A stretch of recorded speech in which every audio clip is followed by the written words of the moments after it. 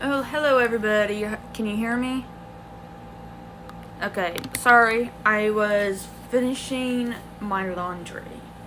So, sorry. Okay. Hello everybody. And Batman. So I was doing my laundry and I was in the bathroom and I was like looking back and forth to see what time it was. And it was like 2:50 something, and then I was like, oh crap, I'm gonna be late. I'm always on time when I do these. So I hope everybody is having a good week, and if you're a writer, I hope you are all doing some writing. I have been working on my book. I already did I did my coffee chat, I think, yesterday. And I was just talking about my book that I'm currently working on right now, and it's going really well. And these characters are like driving the story like really well. And I just been working like really hard on it, so I'm just having a lot of fun with it. And I just can't wait to like finish it and have it in my hands and just like hold it and touch it. So, but I still have quite a way to go. So there are some chapters that I have to do when on the book that I'm working on. So I'm just really excited to get it done. So today's live reading. Sorry if I keep looking that way. Batman's in the bathroom.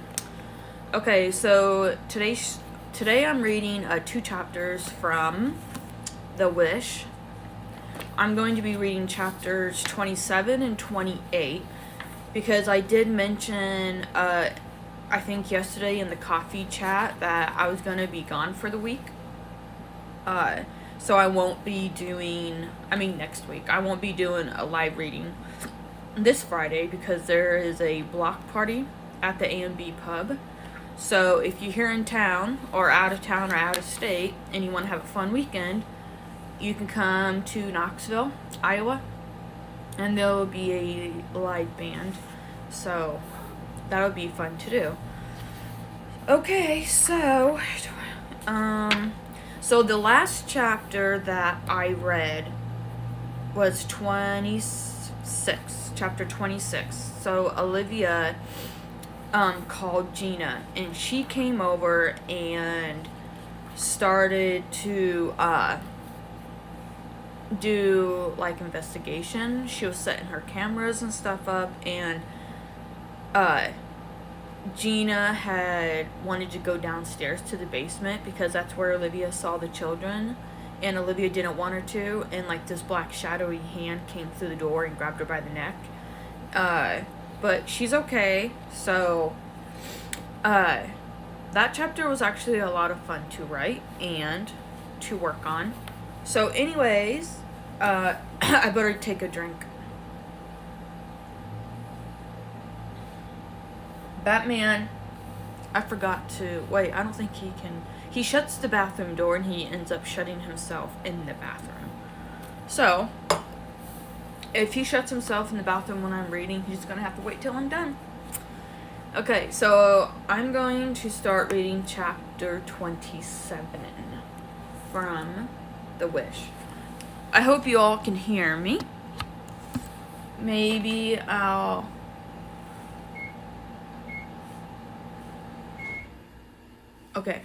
I'll just turn it back on when I'm done reading, but okay. My hair is so cute. Okay. So this is chapter 27. Once Gina got home, she pulled into the driveway, turned the key, then released a breath. Please, God, help this family. Please. She got out of the car, closed the door, then walked up the steps, then pulled a key out of her pocket. Once she unlocked the door, Gina gathered all her equipment and headed into the house, then closed the door with her foot. She pulled the chain over and turned the lock, then rubbed her stiff neck. Her muscles were tight and her lower back felt sore. Those demons, they were nothing nice. When on a ghost hunt, Gina never knew how the ghost would react to her until she arrived. That's why she always said a prayer before entering an infested house. The main reason why ghosts were so aggressive towards her was because she was a medium and a psychic. That was a threat to the evil spirits. She wanted to get rid of the evil spirits because they didn't belong there. They are unwanted. Sometimes she had to put up a fight with the evil, a battle between evil and good. Neither would stand down. She was there to do her job and wouldn't let any kind of evil stop her, not even Inga. She placed one hand on her lower back and the other on her neck. Then walked into the kitchen. Pills. I need pills. She opened the drawer, grabbed the pill bottle, and poured 4 pills into the palm of her hand. She snapped the lid back on, then filled a glass of water. After she swallowed them, she walked to the doorway of her office, but then stopped. She looked at a framed photograph of Izzy and her parents. She walked over and picked it up. Wish you were here. Not seeing her older sister put a strain on her. A part of her was still mad at Izzy for leaving. She had only left because Gina could see ghosts and spirits. Gina hadn't chosen to see them. She was born with this ability. It didn't matter, though. She still loved her sister and her parents. If only she had called them after she had the vision, then her parents would still be alive today. The scene of the car crash was something she would never forget. She knew from the second she saw the car that her parents were gone. There was no way they would have survived the impact. The car was totaled. It had flipped on its top and was laying in the ditch. 2 tires were missing and the other 2 were barely hanging on. Broken glass was scattered across the street, 20 feet away. A dented door was in the ditch. Black tire tracks were stretched across the road. And the semi. The front end was torn off and it was laying on its top, about 15 feet away from her parents' car. It was a vision she would never forget as long as she lived. Thinking back on it brought tears to her eyes. She prayed every day that her parents would forgive her. She always blamed herself for the accident. If only she didn't go to that boy's house and sleep with him. If only she didn't get into a fight with her parents. If only she stayed home like Izzy had told her to. The car crash wouldn't have happened. At that time, she and Izzy were both stubborn, always fighting over everything, blaming each other for something. They were sisters, so of course they fought. But not all sisters act this way.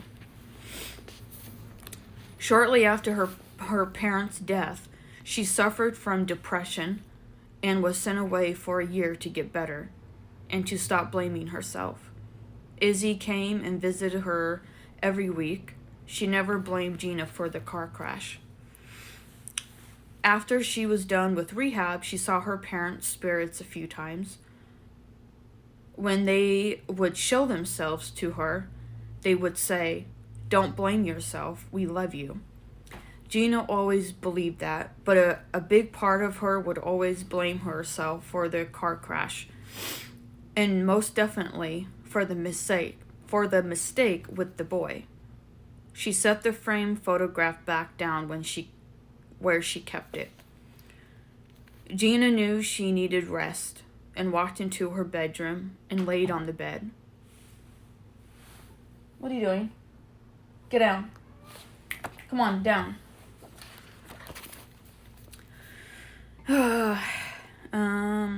Within seconds, she fell asleep. Not long after she had fallen asleep, she woke up as if somebody was in the room. She turned over and flinched, seeing a man standing there. His face could not be made out in the shadows. Who are you? Richard, he said softly. Are you related to Olivia? He nodded with a sad look in his eyes as if he already knew something bad was going to happen to Olivia. What do you want? His brows creased. She killed my son. Who's your son? Henry. Who killed him?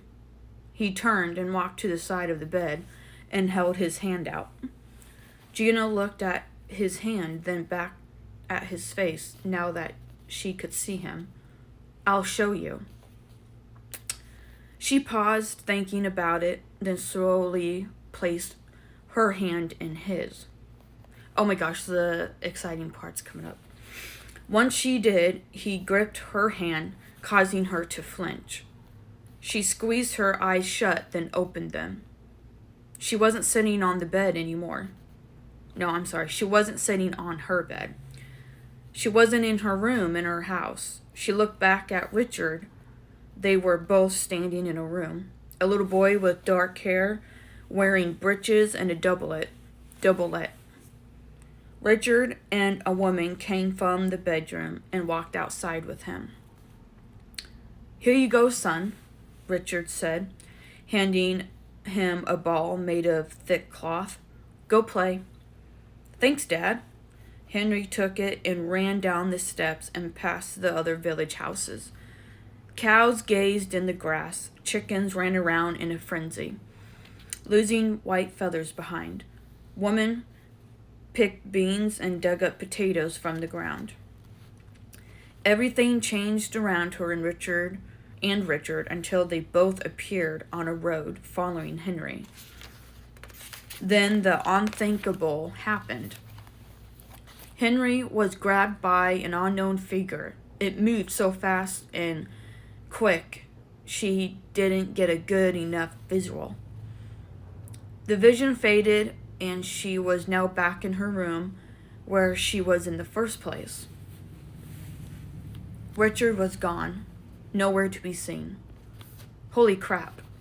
Gina pulled the covers off and walked down the hall, then came to a stop. She stood there looking to see if he came into the living room, but she didn't see him. She walked into her office and sat in her leather chair, then rubbed her eyes. She paused, then looked at the folders that were documented on the Magala family. First, she documented the evidence she captured in the basement. She listened to the tape recorder over and over, hearing a rough voice say, die. She needed to understand why the Magala house was haunted, how it had happened in the first place, what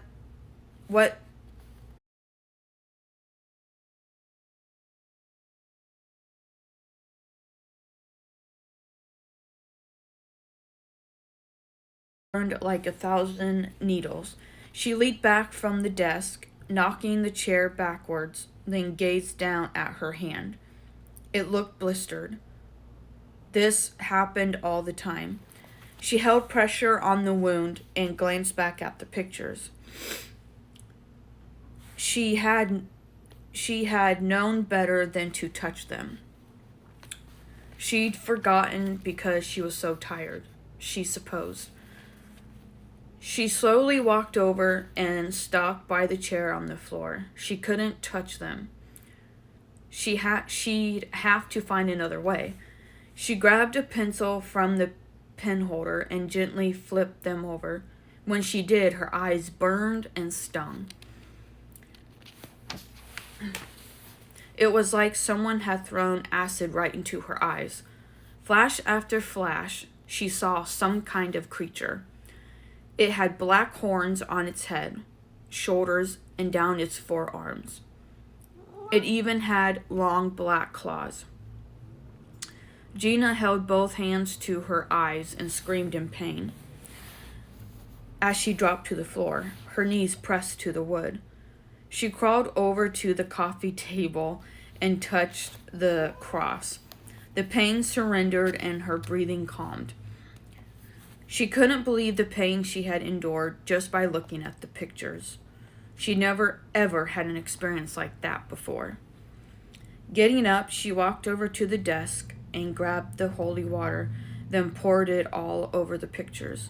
One by one, they flew straight up in the air, like pages being ripped out of a book. They all landed on the floor facing downward. She knelt down and moved her hand above them all. They didn't have any heat or negative energy. The holy water had worked. She closed her eyes with relief, then set the bottle on the desk. Batman, can you please not right now? Ugh, Batman.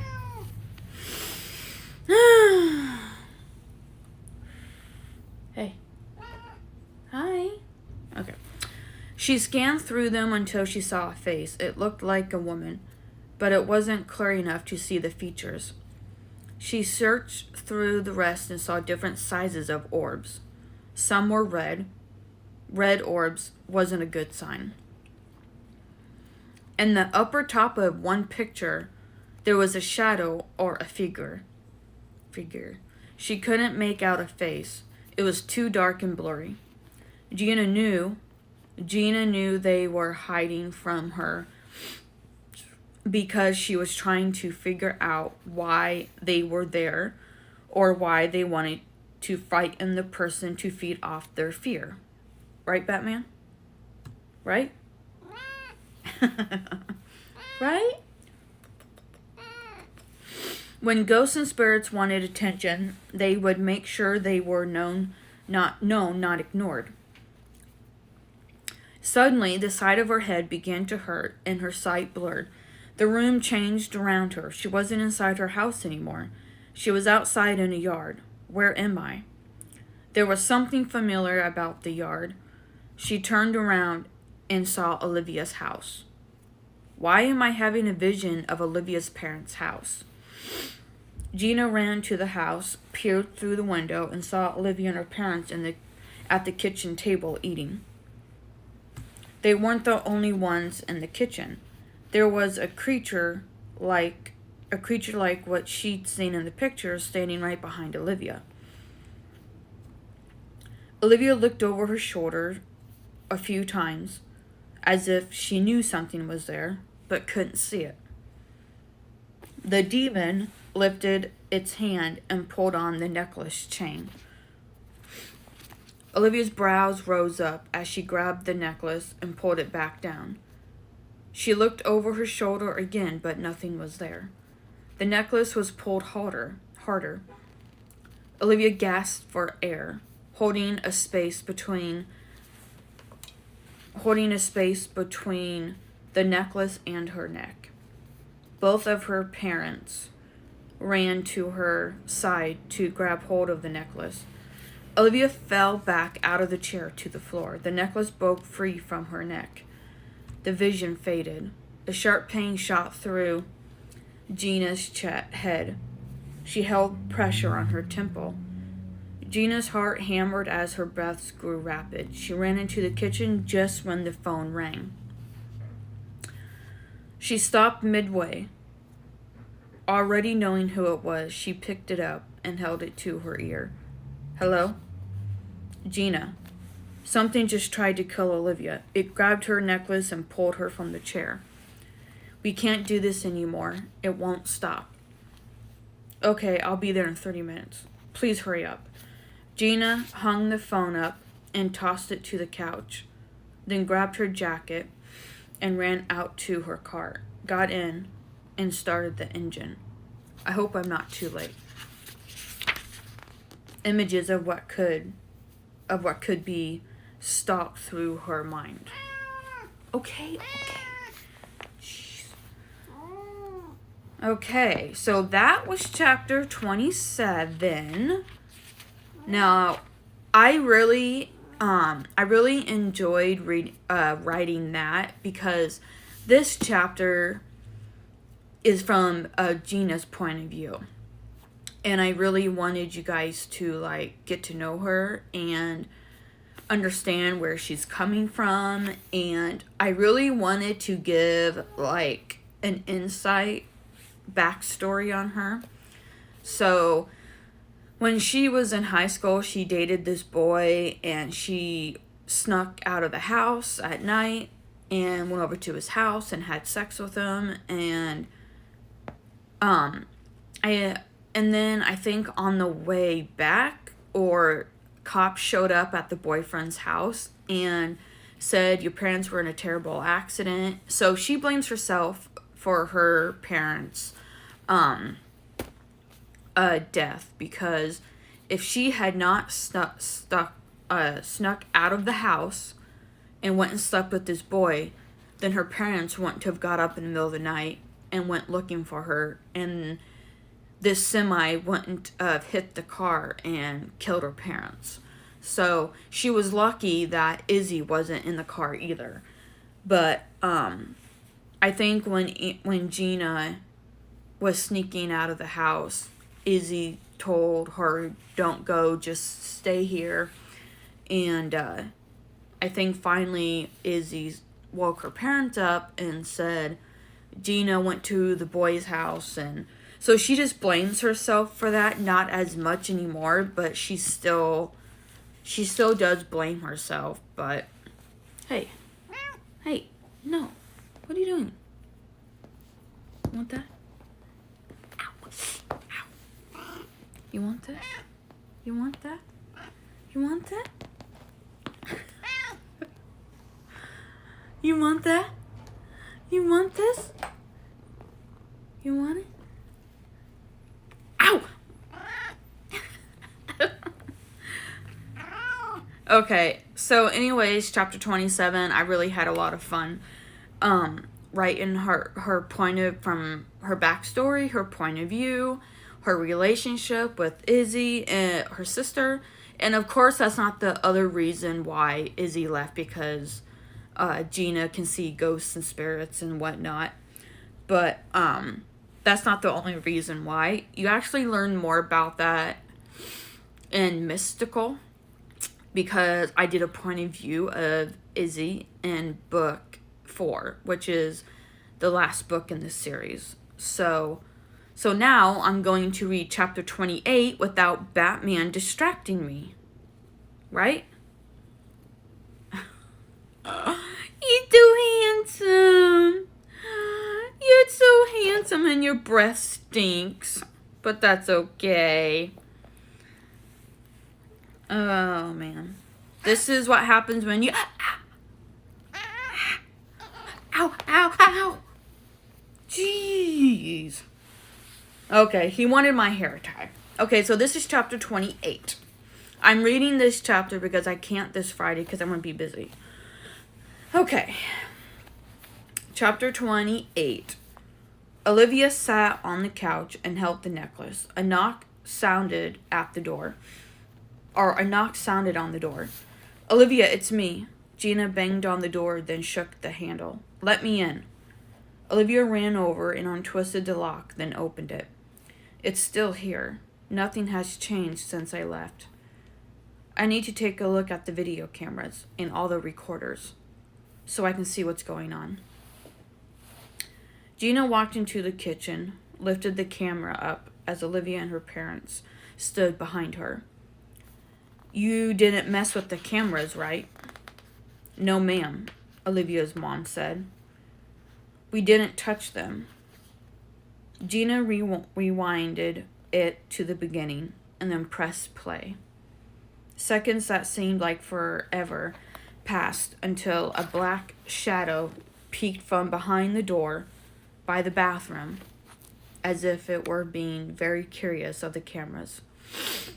It formed into a black mass and shot over Olivia. In those passing seconds, Olivia sat straight up and looked over at the camera. It tipped over and hit the floor with a thud. The screen sputtered and blacked out. The room grew silent. That's what I felt.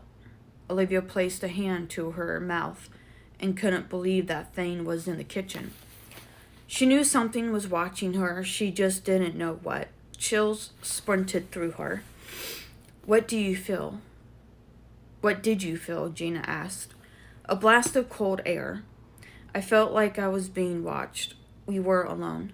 What? Her mom raised her voice. Why didn't you tell me? I didn't want to worry.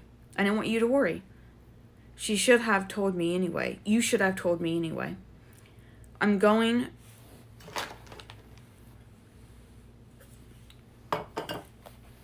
Okay. I'm going to walk through the house and see what's going on. I can tell you what's going on, Olivia's dad said. Dad, Olivia snapped. Let her do her job, please. Gina walked into the kitchen and bent down by the broken table, then moved her hand above it. I see the dark shadows. What are you doing? Her dad asked. They darted across the table. Gina paused. I hear the words dark forces. They were from another time. Perhaps. Her brows creased and her lips pressed together. A village? People are dressed differently. Village? Olivia questioned. Now there's a village involved? What else can there be? I'm guessing it's the 17th century? What? Olivia asked. The 17th century? Gina hissed in pain and jerked her hand away, then took a step back. Olivia's stomach sank. What's wrong? My hand is burning. Gina held pressure on it. I have it every time I enter a house. But then I leave. I don't have it anymore. That's how it is with me. It's in my blood. Why are you saying the 17th century? What does that mean? Olivia's mom asked. Gina shook her head. Maybe that's where they're from. Batman's going crazy.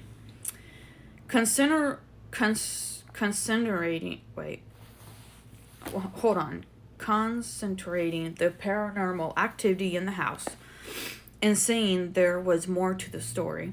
I don't know. Olivia realized it was a good thing Gina was here to help them. Do you see anything else? Gina shook her head. No. She looked at the staircase for a second and pointed. It's up there. Olivia's eyes widened as goosebumps crept over every inch of her body. She didn't want to look at the staircase, but she did anyways. Thank heavens nothing was there. What's up there, Gina? What are you talking about? Gina squeezed her eyes shut and turned her head away for only a brief second, then looked up at the top of the staircase. The dark forces. Olivia's brows rose. What are the dark forces? Oops. I don't know. I'm not sure. Gina veered up the staircase and stopped. She rubbed her forehead and squeezed her eyes shut again. Olivia placed a foot on the last step. Gina, are you okay? They don't like that I'm back. She paused in the middle of the staircase. I'm hearing a voice. What voice? A woman? What is she saying? You can't stop me. Her soul is mine. Olivia's stomach flipped with a sick feeling. Why does she want my soul? I don't know yet. To document the present, I have to see the past. How are you going to do that? Olivia's dad asked. Immediately, Olivia noticed that Gina's demeanor had changed. What did you hear? I hear children's voices. She leaned against the wall and closed her eyes. Help me, get me out. She opened her eyes. Something is going to happen because I can already feel the darkness around me. I hear a name. What is it? Olivia took a step forward with interest. What name do you hear? For a moment, Gina paused and crossed her brows. Inga? Right at that moment, flashes traveled through Olivia's mind of when she had first met Inga. Olivia hadn't told Gina about Inga. It was amazing that Gina knew. I'm being pulled towards Olivia's room, where the worst infestation lingers. Something else is waiting on the other side of the door. Gina lifted a hand up. Olivia took a step closer. What are you doing? I'm feeling the infestation behind the door. It's not good. Olivia waited a few seconds before speaking. What do you feel? It's not good. Gina paused. On the other side of this door, something is demonic and evil. The door handle slowly turned by itself. It caught Olivia's attention. Her stomach clenched. Oh God, what's going to happen? The door slowly opened. Olivia's eyes grew wider. Once the door had opened, Gina peered over into the far corner of the room. Olivia gazed over at the spot where Gina was looking, but she didn't see anything. She didn't know what Gina was staring at. What do you see?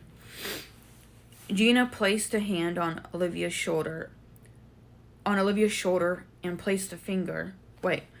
Gina placed a hand on Olivia's shoulder and a finger to her lips. Shh, she whispered. She's here. Who? Olivia whispered back. Gina moved her finger from her lips and motioned to the area where this person was standing. She's standing in the far left corner of the room. Her voice soft and quiet. I can't see her that well. Her hair is pulled back into a bun. She's facing the corner, with her head tipped down. Her fists are clenched. Ugh, that's creepy. A rush of adrenaline sped through Olivia's body like a tidal wave. Her blood pumped and pumped, her legs grew limp, her heartbeat thrashed in her ears, and her chest felt as heavy as if somebody sat on it. Like sinking into the floor, something was wrong. Her knees buckled. What's happening to her? Olivia's mom asked in a panic. Olivia, look at me. Olivia's head spun and tipped back. She heard laughing nearby. Then she grabbed Gina's hand and squeezed tight. Gina, she whispered. Gina knelt down and held her hand, the other on Olivia's forehead. It's okay. Just breathe. Olivia gasped for air and her lips trembled. She held Gina's hand, not letting go. Gina, she whispered. Her eyes widened. I see it. It's here, she whispered. Or she whimpered, tears filling her eyes. The black mist? Maybe if I close my eyes, they will go away. She squeezed her eyes shut and opened them. It was still there. Gina looked behind her for a few seconds, then back at Olivia. Gina, what's happening to her? Do something, Olivia's mom panicked. Take her downstairs right now. You see it, don't you? Olivia asked, squeezing her hand tighter. Am I like Gina now? Able to see the dark side? Yes, I see it. I need you to go downstairs, okay? Please take her now, Gina said. Olivia's dad bent down and picked her up into his arms. Olivia wrapped her arms around her neck and looked over his shoulder. Gina nodded as if to say it would be okay. Olivia nodded back in return. Dun-dun-dun-dun. Okay, so, wow, that is a lot to take in. I think I was getting a little bit nervous or something. I don't know when I was reading it, but so chapter 28, holy moly. So that chapter, like when I wrote it, I knew that I wanted something scary to like happen, and it did. And then I was like, okay, maybe I can have Gina come back to the house and just see what's going on. And that chapter didn't really take me like that long to write. But then I realized, okay, so it's not just Olivia and Gina, it's also Olivia's parents. So then I was like, okay, how am I going to have them react? Batman.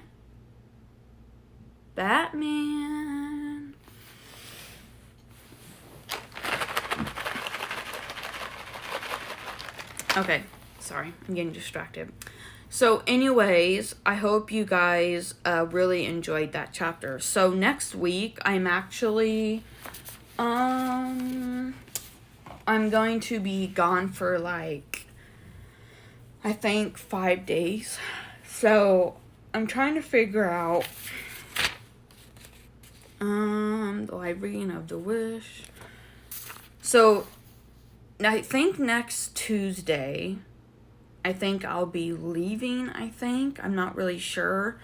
But I don't want to say when I'm going to do it because then something might come up and I don't know. So I think I'm just going to have to just play it by ear. And if I do a live reading or a coffee chat, probably not a coffee chat, but maybe like a live reading when I'm down there, you'll probably meet Tucker and Maisie. And the two cats, Cat, K-A-T, and the other one, I cannot remember the cat. Boots. Oh my gosh, that's why she named her cat's name Boots, because the cat is like a dark gray with some white and light gray.